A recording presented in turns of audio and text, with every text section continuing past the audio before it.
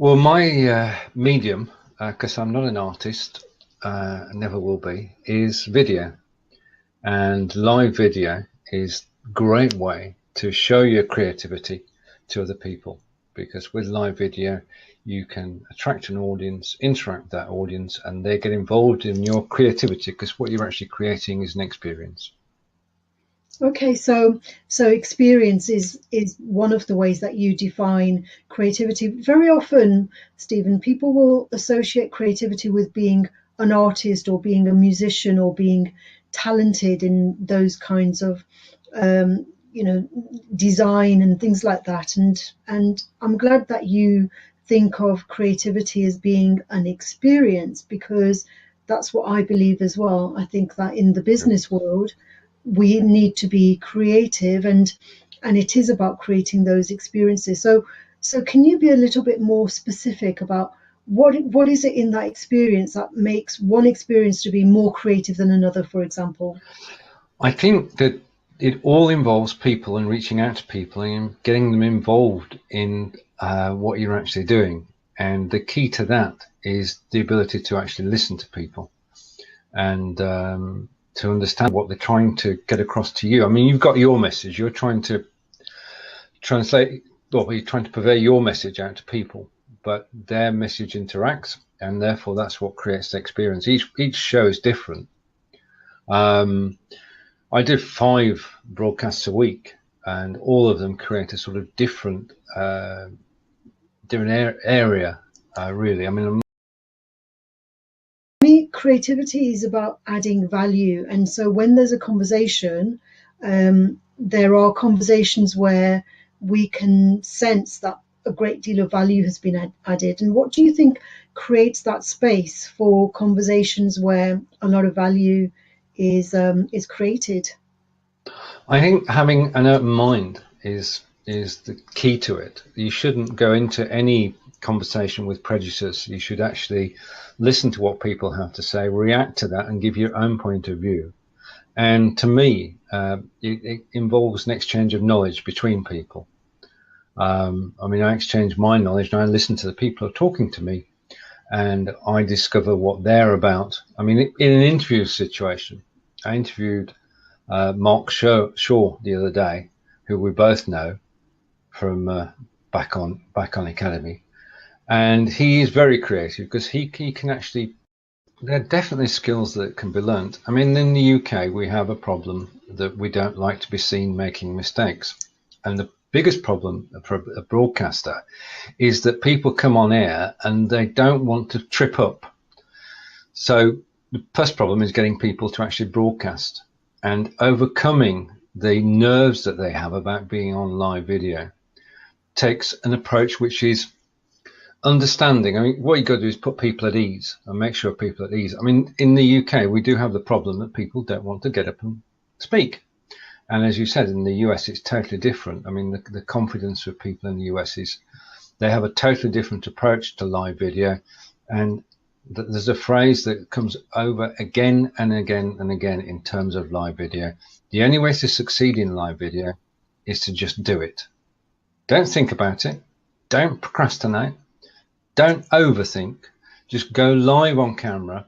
Make as many mistakes as you want. The first time that you do it will not be perfect, but the second time will be better. Third time will be better than that.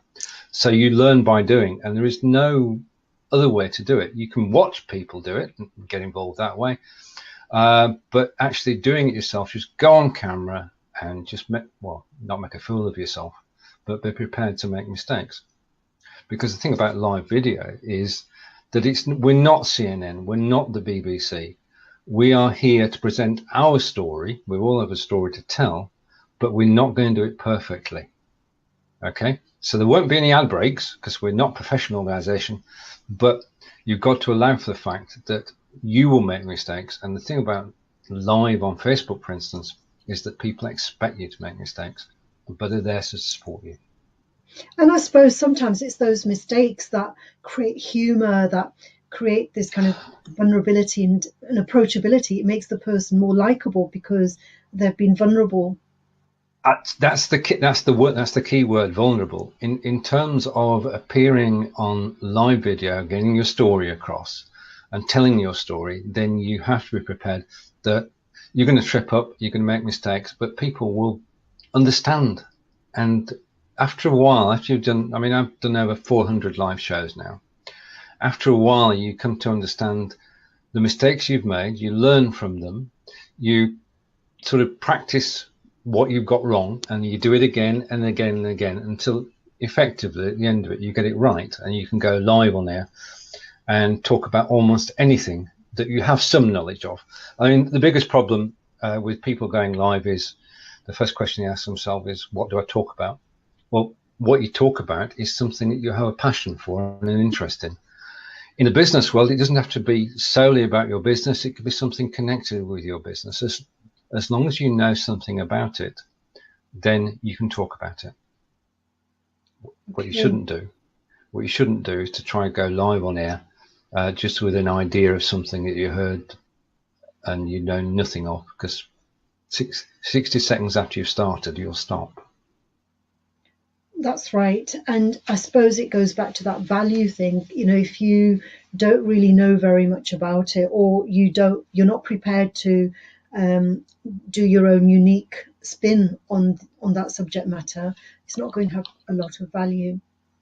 It is a personal thing, because you're appearing live on video. It's just you, the camera, and the microphone, and there's no escape from that. You can show slides, you can share your desktop, but essentially what people are buying into and what people are interested in is you.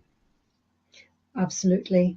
So what made you kind of come up with this idea of creating these live chats and specializing in this? Well, the first thing is that we now have the technology. We can go live on Facebook from our desktops using a camera, a microphone, lighting as well. But it's not expensive, $100, and you're in, and you've got a crisp, clear picture, a good sound, and your lighting is reasonable. None of it's perfect, but I said earlier, you don't need to be perfect. You just need to be presentable. I got into this because I actually was watching a show and from Cornwall, and Phil Aston was presenting the show, and it was a Cornwall business show. And he got towards the end of the show and he said, does anybody want to come on camera? Before I knew it, I was sat there talking to him, and it was just the two of us. I forgot all about the audience that were watching, and that was the beginning. I was on camera, and once you're on and once you enjoy it, then that's it. You can carry on from there. So I started then to create my own shows. And over the last 2 years, I've built a new network of about 300 people who are all based in the US. Yeah? So there's been a crossover from contacts in the UK to contacts in the US. And due to a recent initiative by Rehan Alwala, we now have a lot of contacts in Pakistan as well, because they got into broadcasting in the big way. Okay. And so what is your unique selling point? Because I suppose that's the other thing about originality and creativity. There's usually two things that are expected in creativity. One is the originality factor, which in business we tend to call the USP. So because everyone can create their own live chat, everyone can just pick up the camera and the video, as you say, and they can do it by themselves. So as a business, in what way are you adding more value than the person can add on their own? All right. Well, having spent 2 years in the medium, I now teach people how to use it. So I have created courses on Skillshare and Udemy. I've written a book with Fraser Hay. So I'm teaching people exactly how to go live on Facebook, and that is basically my business. I've switched from I'm still a programmer, I'm still designing software, but I really enjoy the live video, so I've switched over to that. And the thing that I do most and do best is collaborating with people. I rarely do a show on my own. I'm always working with a partner, and partners in the US and the UK, basically people I've got to know over the last 2 years who've become good friends. Each show's got a theme, and basically we engage the audience and exchange knowledge and exchange ideas and get everybody involved. Okay. As we've said earlier, the problem that people have is that they're nervous of going on camera. So I created a course which is called Be Live in 5, which is 5 steps to going live, and that course has got 1,200 students, and they're all learning how to do this, how to actually go on live video.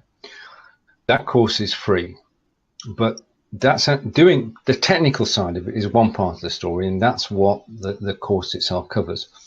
But the added value comes to the fact that not only do you need to know technically how to do it, you need to know what should be in the show, and how to plan a show, how to create a good show, how to create an experience, how to involve your audience, how to use that afterwards to repurpose it, so that a video that you've done on Facebook can then be used on YouTube, it can then be used on Vimeo, it can become part of your blog post.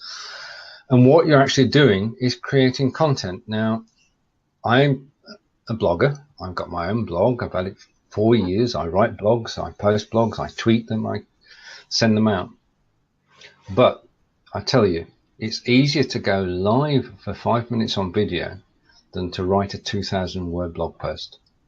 And that's where it all fits together, because the video becomes part of the blog post and you're telling your story, not just in text, but in a visual representation as well.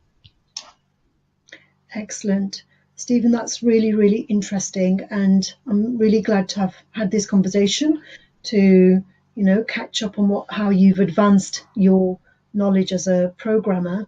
And now, you're keeping up with technology, and that is part and parcel of creativity, is like constantly changing, adapting, and being responsive to what is required now. Brilliant. Well, thank you for inviting me.